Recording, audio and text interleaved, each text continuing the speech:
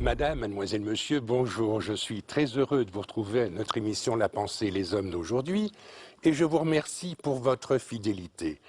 Dans l'ensemble des productions que nous consacrons à la femme et à la féminité, je vous propose aujourd'hui une émission sur le thème la sexualité féminine. Je vous retrouve dans un instant avec mon invité.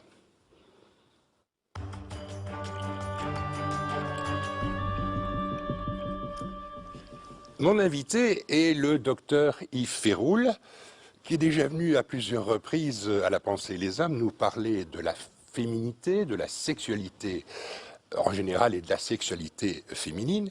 Vous avez, Yves Féroul, écrit avec Elisa Brune un nouvel ouvrage sur le thème de la sexualité féminine, ouvrage intitulé « Le secret des femmes, voyage au cœur du plaisir et de la jouissance ». Il s'agit d'un livre publié à Paris aux éditions Odile Jacob. Et Elisa Brune devait être là aujourd'hui, mais malheureusement, elle n'a pas pu nous rejoindre. Alors je disais en vous présentant, vous êtes docteur en médecine, sexologue, vous êtes aussi docteur ès-lettres, et vous avez enseigné la littérature du Moyen-Âge à l'université de Lille-Droit. On ne va pas parler de Moyen-Âge aujourd'hui, on va se concentrer sur le thème « Le secret des femmes » et leur sexualité. Ma première question serait, est-ce que les femmes ont une sexualité différente de celle des hommes? Est-ce que les hommes et les femmes sont égaux devant la sexualité? Les hommes et les femmes ne sont pas égaux, je ne sais pas si j'emploierais ce terme. Voilà, pas identiques par rapport à la sexualité. C'est-à-dire que la sexualité a des automatismes plus nets chez l'homme et une nécessité d'apprentissage plus importante chez la femme. Si je vous ai bien lu, vous dites quelque part, hein, les deux auteurs, que dans 90% des cas, les hommes arrivent à un plaisir sexuel normal, alors qu'il n'y a pas autant de pourcentage chez les femmes. Les femmes arrivent plus difficilement à la jouissance, et au plaisir sexuel. Voilà, donc c'est-à-dire qu'il n'y a pas le même type d'automatisme de la jouissance chez les femmes. Et donc, ça s'explique comment, cela ?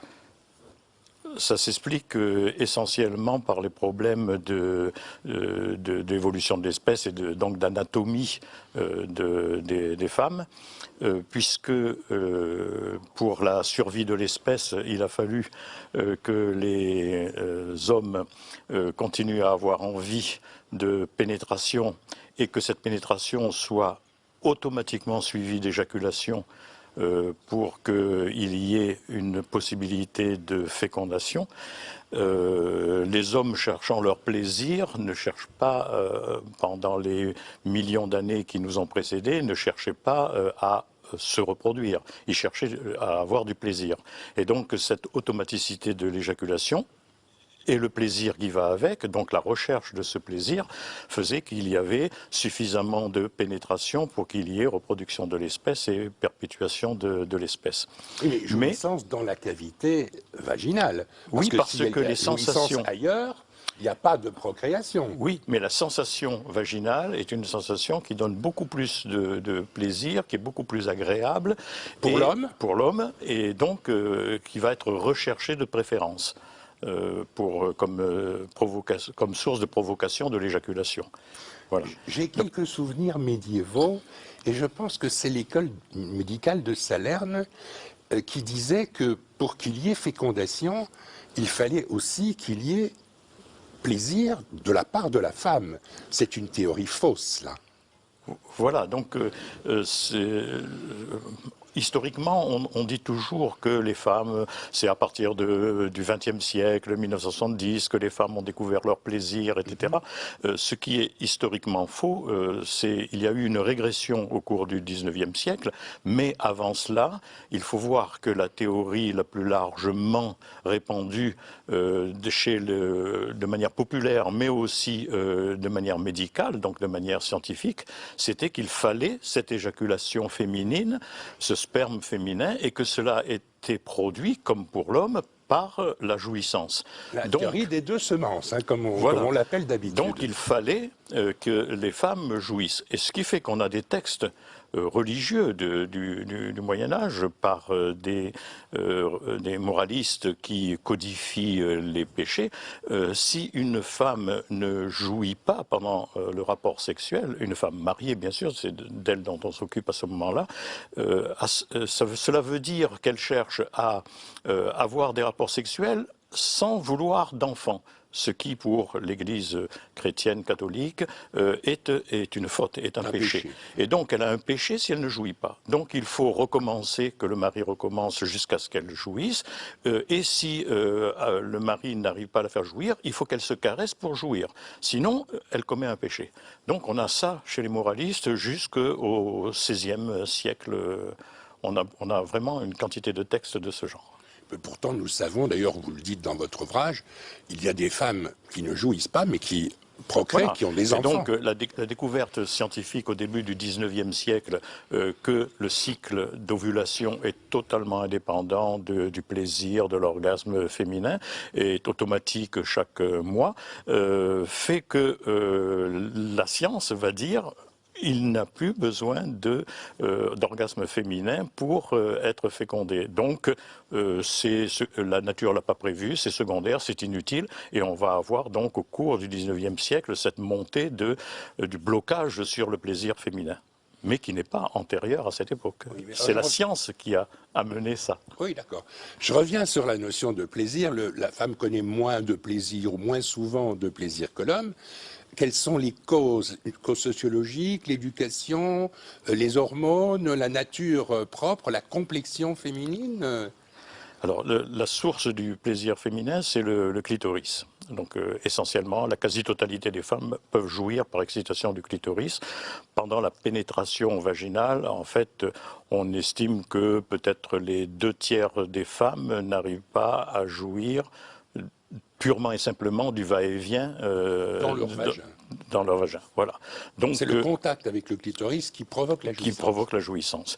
Alors, le problème avec le clitoris, c'est qu'il n'est pas aussi extériorisé que la verge. Donc, le petit garçon va jouer avec sa verge dès le plus jeune âge, la toute petite enfance. Quelle découverte hein. Une découverte extraordinaire. Mais la petite fille ne va pas obligatoirement découvrir son clitoris. Et donc, déjà ce fait anatomique-là, de la non...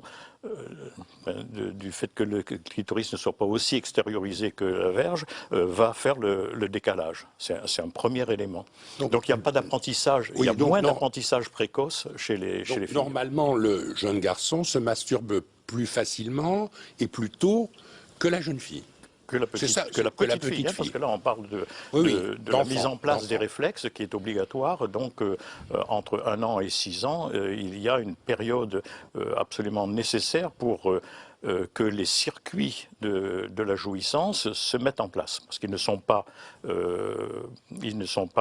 opérationnels à la naissance, et il faut à tout prix les faire fonctionner, les exciter entre 0 et 6 ans. C'est une fenêtre très étroite, hein, donc de mise en place de ce circuit. Et après, on peut récupérer des choses, mais on ne va pas aussi loin, quoi. Alors, dans l'étude un peu comparative que vous faites, bon, les hommes connaissent un plaisir, mais qui est un peu unique. Tandis que les femmes peuvent connaître une jouissance répétitive au cours de l'activité sexuelle. Elles ont une force sur les hommes. Oui. Puisque le fait de toucher, de caresser leur clitoris ou leurs organes génitaux leur permet d'avoir plusieurs formes de jouissance, plusieurs étapes dans la jouissance. Et donc le fait de pouvoir accompagner cette excitation clitoridienne de sensations différentes, par exemple de pénétration vaginale, fait que le plaisir va se diffuser dans le corps d'une manière tout à fait différente, et donc il y a différents types de plaisir, différents modes d'accession au plaisir. C'est un peu plus stéréotypé pour l'homme. Alors vous dites différents types de plaisir, mais aussi différents niveaux, différentes forces. Bien sûr. Oui, bien sûr. Mais là aussi, on peut dire que les hommes ont des possibilités de variation, mais beaucoup moins importantes chez les femmes. Oui. Il y a un passage de votre livre qui m'a intéressé, parce qu'on a parlé récemment à nos émissions du rapport de Freud à la femme. Alors vous dites, bah, Freud, il est vraiment pas pour la jouissance sexuelle féminine. Qu'est-ce que vous en pensez? Qu'est-ce que vous avez à dire là-dessus? Parce qu'il s'est focalisé donc, en homme du 19e siècle, hein, donc il n'y a pas de critique là-dessus. Il s'est focalisé sur la pénétration et le rapport fécondant donc, qui est lié à la pénétration. Bon. Or, les femmes n'ont pas de sensibilité vaginale. La surface du vagin n'est pas une surface innervée qui va sentir le contact. Donc, ce n'est pas en faisant un va-et-vient de frottement, de glissement sur le vagin qu'on peut donner des sensations, quelques sensations que ce soit, à une femme. Ce sont d'autres éléments. Donc en se focalisant... Vous allez nous dire lesquels, bien sûr. Voilà. Et donc en se focalisant là-dessus, Freud a dit que le plaisir féminin était une énigme, le continent noir, etc. Donc quelque chose qu'on ne comprenait pas, bien sûr, puisqu'on se focalise sur quelque chose qui, pour la quasi-totalité des femmes, ne procure pas d'orgasme, ne peut pas être la source de jouissance. Oui, et puis il dit aussi que les femmes qui recherchent intensément le plaisir sont des hystériques. Voilà, ça c'est de la part c'est facile de disqualifier, oui. D'un psychiatre, hystérique, c'est un terme fort et relativement péjoratif. Oui, et qui a Je crois que Freud reconnaît le plaisir de l'homme, mais il semble considérer avec un certain dédain, un certain mépris, le plaisir féminin. Il ne le reconnaît pas avec sa qualité propre, ses variantes. Ce sont des hommes du 19e siècle qui partent du schéma masculin pour essayer de comprendre la femme et donc qui n'ont pas d'outils de compréhension. Donc ils restent en dehors de ce que vit vraiment une femme. Oui, mais si je vous en parle, c'est parce que la pensée de Freud a encore beaucoup d'influence aujourd'hui. Il y a beaucoup de gens qui s'étudient, qui font de la psychanalyse, et peut-être qu'aujourd'hui encore, ces idées du 19e siècle traînent encore dans les esprits. Oui, mais les sexologues, les médecins sexologues, depuis les années 70, ont travaillé sur des comportements, et non pas sur des théories. Donc ils ont cherché à écouter... Ce qui me paraît assez logique d'ailleurs. En bon scientifique, on étudie les expériences plutôt que les théories. On n'arrivait pas à soigner les troubles sexuels suffisamment rapidement en se servant des théories de Freud, qui ne sont pas faites pour ça, de toute façon. Elles ne sont pas faites pour guérir des symptômes, elles sont faites pour des problèmes de personnalité. Oui. Donc, les médecins sexologues se sont, à ce moment-là, donc, occupés de répertorier toutes les expériences des femmes, de faire des enquêtes, de demander ce qu'elles faisaient vraiment, et à ce moment-là, ils se sont rendus compte qu'il y avait une façon d'arriver au plaisir qui n'avait rien à voir avec les schémas que l'on avait en tête auparavant. Alors vous aussi, avec Elisa Brune, vous avez fait des enquêtes, vous avez interrogé des femmes. Oui. Alors, on apprend beaucoup de choses extrêmement intéressantes sur la façon dont la femme conçoit la jouissance sexuelle. Pouvez-vous nous en dire quelques mots?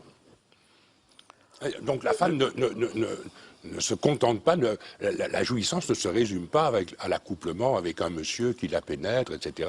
Il y a beaucoup d'autres formes valorisantes de la sexualité. Voilà. Et donc, justement, à cause de ces problèmes anatomiques, donc, la femme va avoir une nécessité d'apprentissage pour découvrir ce qui lui convient à elle.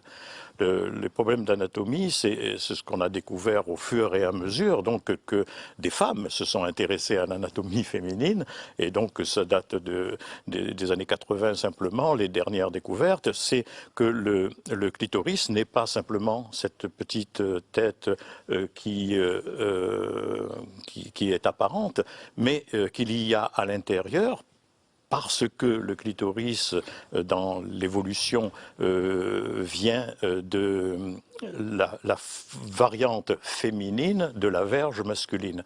Donc il y a à l'intérieur du corps, et non pas extériorisé comme chez l'autre, 4 racines de ce clitoris qui ont une longueur de 8 à 12 cm et qui sont à l'intérieur du corps.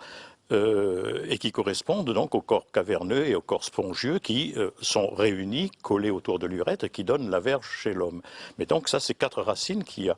Et 2 de ces racines sont des racines qui vont se mettre en cisaille autour du vagin.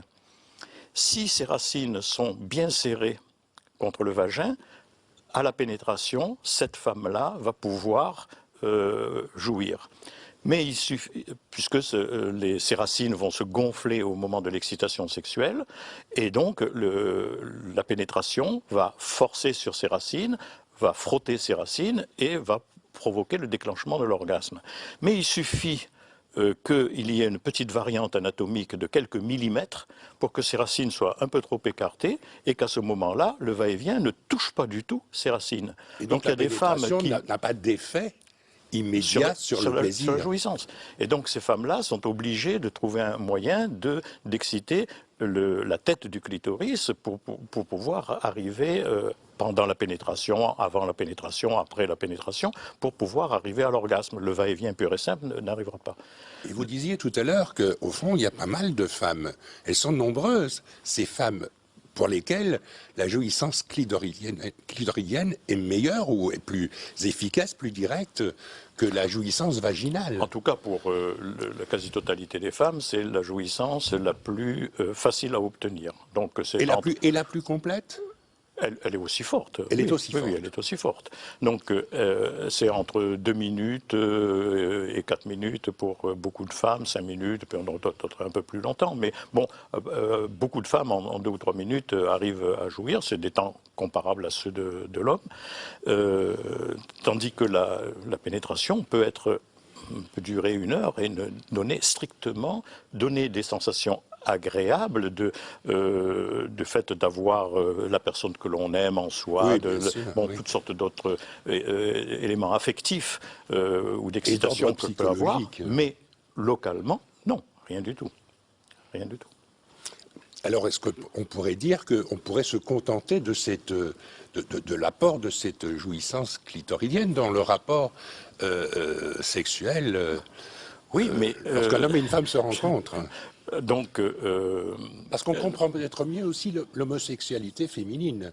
2 femmes n'ont pas besoin de pénétration pour connaître la jouissance et il y a sexuelle. dans les femmes homosexuelles certaines femmes qui recherchent la pénétration parce qu'elles savent en jouer, donc avec des objets, mais d'autres absolument pas parce qu'elles sont comblées sans pénétration.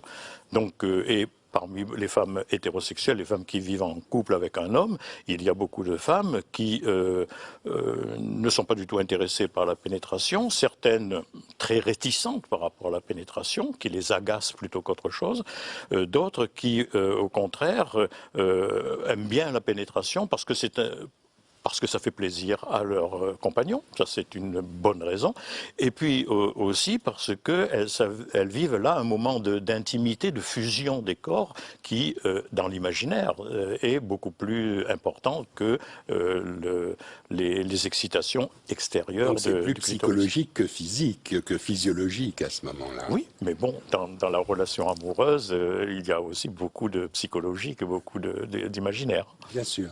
Je sais que vous dites souvent, et vous l'avez dit à des émissions précédentes, il n'y a pas d'obstacle, il n'y a pas de barrière dans la sexualité. Est-ce que vous diriez, il n'y a pas de barrière pour, je pense à un homme, apporter le plaisir sexuel à sa femme, à sa compagne? Oui, il faudrait que les hommes, donc c'est dans l'enquête, un certain nombre de femmes font la remarque, donc il faudrait que les hommes cessent d'imaginer les femmes comme simplement leur symétrique, donc avec la pénétration comme jouissance ultime ou supérieure, etc. Et donc qu'ils se mettent au service de la sexualité féminine telle qu'elle est, telle que leur compagne est capable de vivre la recherche du plaisir, de l'excitation, l'excitation, de la jouissance. Et donc c'est une aventure à chaque fois individuelle. Parce que telle femme se sera caressée à tel endroit, avec telle force, moins, en appuyant moins, un peu plus à droite, un peu plus à gauche. Bon, il y a des quantités de variantes anatomiques qui conditionnent les variantes d'action. Et donc, à chaque fois, c'est une aventure particulière. Et comme on peut, à ce moment-là, coupler les choses ou mélanger les sources d'excitation, il y a là vraiment une belle aventure de découverte. Or, beaucoup de femmes sont un peu déçues, en cabinet de consultation on en avait, parce que l'homme avait un stéréotype de la pénétration qui les laissait sur leur faim, les laissait frustrés. Ça, c'est dommage. Vous qui êtes médecin, vous qui êtes sexologue, est-ce que dans votre patientèle, les femmes vous disent « j'ose dire à mon compagnon ce qu'il doit faire, j'ose le mettre sur le chemin de mon propre plaisir ». Est-ce qu'il n'y a pas là parfois un obstacle dans la vie quotidienne? Il me semble que vous répertoriez un certain nombre de femmes qui ne connaissent jamais le plaisir sexuel, et je me dis en vous lisant, mais peut-être n'ont-elles pas dit à leur compagnon, à leur mari, ce qui pourrait les amener sur le chemin du plaisir. Voilà. Alors le problème, c'est que quand on... silence, là, voilà. Silence coupable, si j'ose dire. Oui, mais elle se punissent elle-même. Oui, elle se punissent elle-même. Mais alors, le problème, c'est la difficulté de parler de l'intimité. Nous ne sommes pas une société où ce sont des choses... Entre un mari et une femme, entre une patiente et le médecin, ou un patient et le médecin... Mais beaucoup de patientes m'ont dit, je suis étonné parce que c'est la première fois que je parle de ces choses-là, que j'ose dire ces choses-là. Donc à un médecin, on arrive à dire. À un compagnon, à un mari, c'est plus difficile parce que il faut aussi penser au problème de la susceptibilité des hommes quant à leur virilité. Il y a un certain nombre, il y a beaucoup de femmes qui m'ont dit, bah oui, mais donc quand je lui ai expliqué comment moi j'arrivais à jouir, il m'a dit, mais alors à quoi je sers? Donc si la fameuse baguette magique des hommes ne sert pas à faire jouir les femmes, les hommes se sentent dévirilisés. Au lieu d'être des compagnons de jeu qui permettent à leurs compagnes d'arriver au meilleur épanouissement de sa sexualité, ils vont au contraire vouloir toujours tenir un rôle de virilité caricatural, donc qui ne correspond pas à la réalité de la sexualité humaine.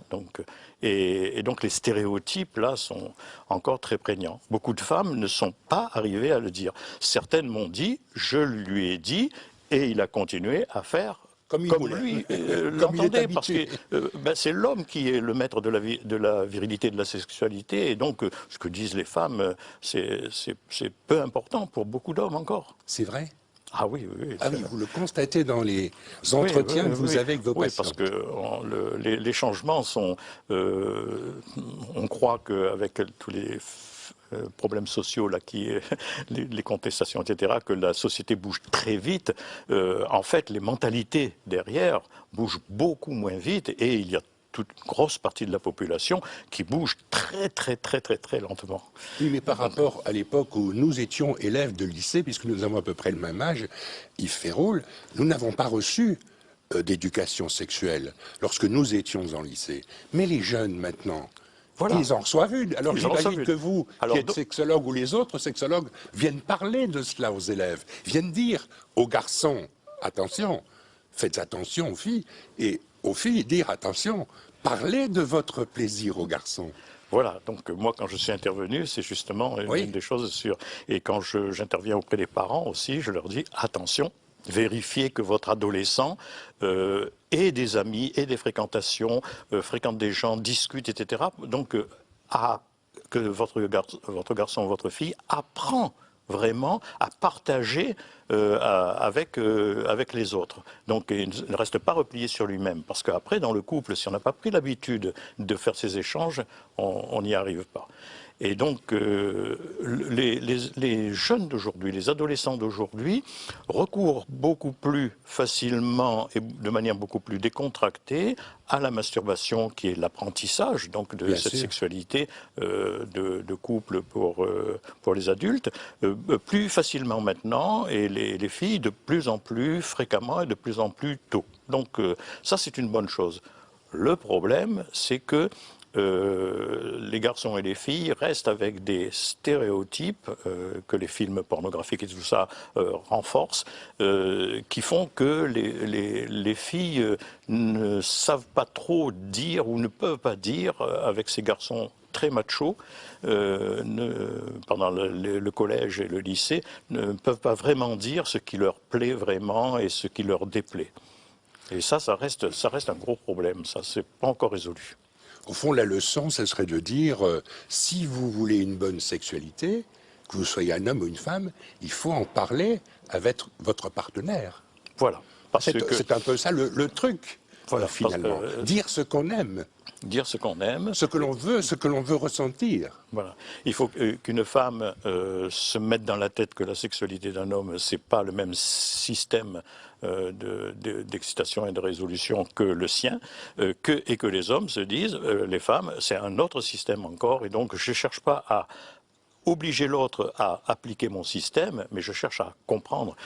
Et c'est ça aussi le bonheur d'être à deux, d'être en couple, de découvrir l'autre et de découvrir une manière d'être, une manière de vivre, dans tous les éléments de la vie d'ailleurs, mais aussi dans la sexualité qui enrichit, qui peut permettre d'enrichir personnellement. Eh bien, je vous remercie infiniment, docteur Yves Féroul, pour votre leçon de sexualité d'aujourd'hui, si j'ose dire. En tous les cas, nous avons beaucoup appris sur la sexualité et sur la sexualité féminine en particulier. Je rappelle que vous avez, avec Elisa Brune, écrit un ouvrage intitulé « Le secret des femmes », voyage au cœur du plaisir et de la jouissance, livre publié à Paris aux éditions Odile Jacob. Merci pour votre présence à notre émission. Madame, mademoiselle, monsieur, merci beaucoup pour votre attention.